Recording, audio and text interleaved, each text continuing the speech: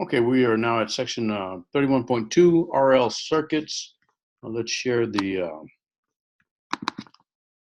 PowerPoint, and we've got a circuit. This is similar to one we had when we were studying the RC circuit, resistor and a capacitor. And now we have an RL circuit, and we'll see that, of course, if the switch is open, there's no current anywhere. You close the switch, and we want to see what happens. We'll see. We can read the little square. When the switch 1 is thrown closed, the current increases, and an EMF that opposes the increasing current is induced in the inductor. So let's look at the equation. So if we do the loop law, we know that E minus IR minus L di dt, the changing current, that all equals 0. Remember the Kirchhoff's loop law. We're taking the outer loop here, the E, the battery, the IR, the current times the resistor, and minus L di dt for the inductor. Now, we're going to do a change of variable here to solve this equation. X is equal to, first let's divide that top equation by R. So you have E over R minus I minus L over R di dt. So we make the substitution E divided by R minus I equals X, and we make dx equal to minus di. And so the equation now becomes x plus L divided by R dx dt equals 0. So we take the the integral of dx over x. Is basically the integral of 1 over x dx. You're going to get the natural logarithm. Of course, if you substitute in the values x minus x sub 0, you're going to get natural logarithm of x over x sub 0. And on the right-hand side of the equation, just the integral from 0 to t, dt is just t, and of course at 0, it's 0, so you just end up with minus RL t.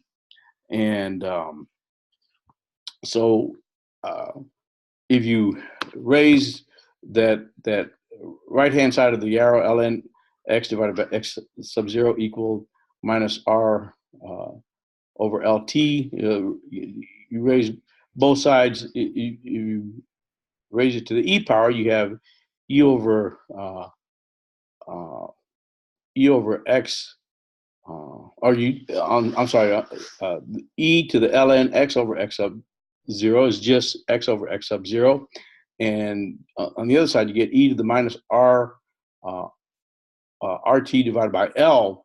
So you multiply both sides by x sub 0, you get x equals x sub 0 e to the minus RTL. Now, let's go back to the, if you recall in that second line, we let x equal to e divided by r minus I. We're putting it back in now for the x, so we end up with e to the minus e divided by r minus I equals e to the r e to the minus RT divided by L. And so we take the ER to the other side. Actually, we subtract ER to the E minus RTL. And we you see that we end up with I equals e to the R times 1 minus e to the minus RTL. That's our equation for the current, the changing current. So given this,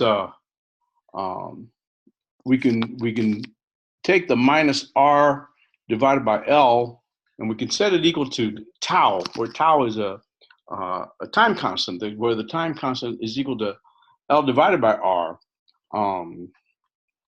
If you recall, tau for a capacitor was just RC, R times C. Here, the tau for an inductor is L divided by R. And we know that this is the point where we're at 63.2%, basically of the changing current. Here, you see, after the switch S1 is closed at T0, the current increases towards its maximum value of ER, and you can see that at 1 tau, it's at 63%. At 2 tau, it's about 87%, and at 3 tau, it's 95%, and at 4 tau, you've pretty much got, you're close, but you're not quite, but you're close to the maximum current, where maximum current is the E over R, the EMF divided by the resistance. And so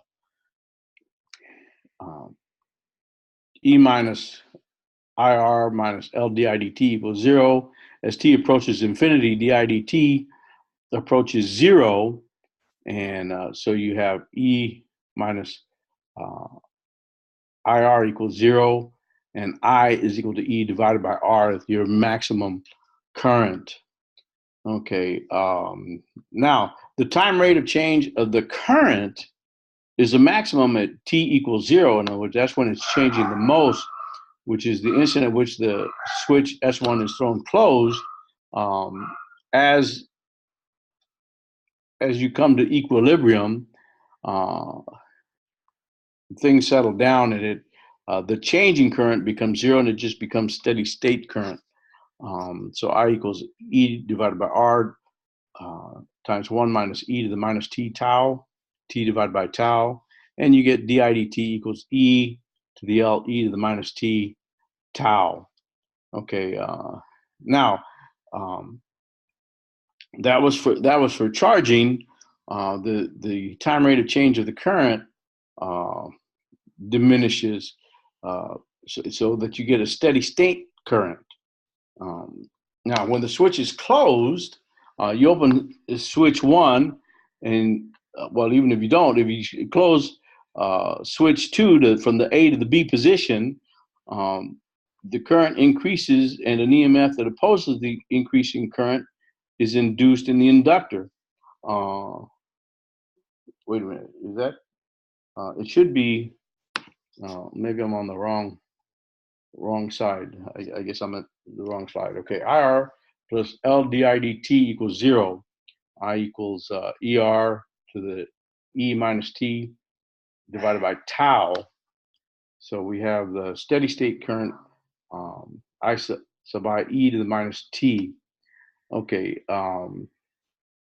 now at T equals 0, the switch now is when you throw it to position B, and the current has its maximum value of E divided by R, but now it's going to decrease as you as it basically discharges the coil, is what's happening. Okay, let's consider the circuit in the figure with S1 open and S2 in position A. The switch S1 is now thrown closed. At the instant it is closed, across which circuit element is the voltage equal to the EMF of the battery? Well, remember, it really starts at 0, and it's going to increase. So the voltage across the resistor is 0, and because the current is just about to start, and so all of the voltage is going to be across the inductor. And sure enough, the answer is B, across the inductor. Now, after a long time, across which circuit element is the voltage equal to the EMF of the battery?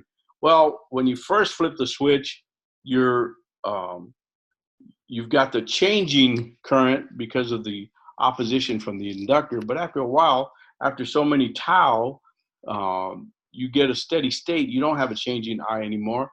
And so it's the resistor is going to have all of the EMF of the battery. Okay, that ends section 31.2, and we're going to go to 31.3, energy and magnetic field, the next time.